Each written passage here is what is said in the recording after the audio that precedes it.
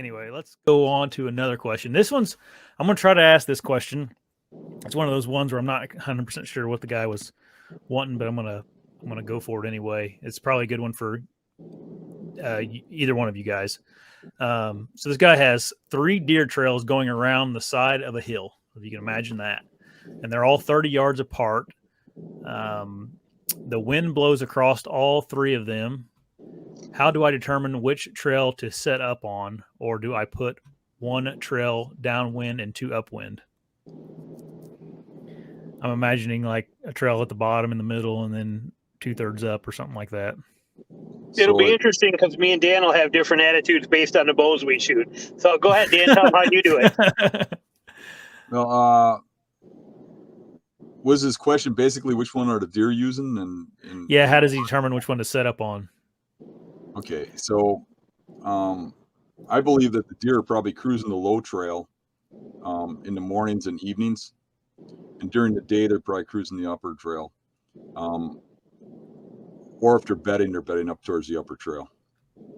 So if you're talking rut time, the upper and middle trail are the ones I'd concentrate on during the day. And in the mornings, I'd probably be down low. It has to do with the thermals, I think, which ones they're using in the wind. I think they're traveling on those trails that are horizontal to the hill, based on the thermal current and the wind speed.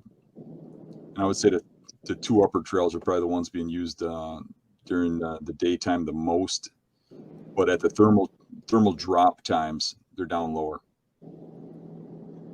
But I think he wanted to know but I think he was getting at which trail would you set up on if they're 30 yards apart for all 3 trails. Would you set up above and the wind blows across them? Would you set up above? Would you set up below? Would you set up on the middle and let one be downwind? How would you set your stand? I would, if I could. What I would probably do is I'd follow the hill until I found a spot where all the trails came together around a draw or something, and I'd hunt there. Personally, I generally I probably set up closer to how Jason does than what Jason thinks. I don't like shooting over 20 yards. Personally, I have a hard time killing deer at 20 yards. I don't have any business shooting over that. Although every now and then I get the balls to think I can. So I try not to put myself in a situation where I'd be tempted. So I try to use land features and terrain to force those trails to come together. So when I look at hillsides, I tend to look for a draw, a fallen tree that's on there that forces the deer to go to a point. And a lot of times that helps tremendously because it gets them out of the thermals too and puts them in a place where they're vulnerable. But that's how I would do it.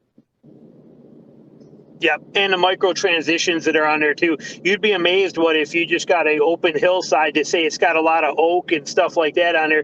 But let's say that there's a string of cedars that run through there that are, pretty decent cedars and they're spread out 30 yards apart. But just that little bit of green in that strip right there, that's where all that activity will be. Just like Dan said, it's a micro funnel inside of it. But your answer was the best you could give. If you can find a spot, if you got the time to find where those narrow down and you can catch all of them like that, I would agree with that completely. I do, again, like you, because it's shooting it close. For me, 20 yards max. That's my maximum distance. And so if I had 30 yards shooting and that wind is like that on a hillside, if I'm stuck and I'm going to have to set up right there, I'm probably setting directly on top of that middle trail. And I'll have one downwind of me and one upwind of me. And that's just, and I'll risk it and see what happens. And a lot of times they'll come right down that center one. And, either if they don't get by me, the does and stuff like that, they get real spooky and they'll like jump and hop and do stuff. But those bucks, when they get to be pretty decent, again, I'd have never killed anything like what Dan kills, but for these 2 and 3 year old and these decent, these deer that I'm killing, I see a lot of these bucks when they come in, when they bust my scent, if they hit my trail or anything like that, or they get real close to my stand and that wind swirls and hits them, they don't move right away. They don't take off like yearlings do or does do and get out of there. He stops and analyzes what he's going to do and what his next move is. And so even if he gets downwind of me and I can't shoot him before he hits that scent spot, when he does hit it, often there's a lot of times that I get that opportunity. So to not risk losing one of those trails if I don't know which one they're on, which Dan had perfect sense on how to determine which one they'd be on, but I wasn't thinking that. I was just thinking set up. I would have set up in the middle one and shot so I could shoot both ways.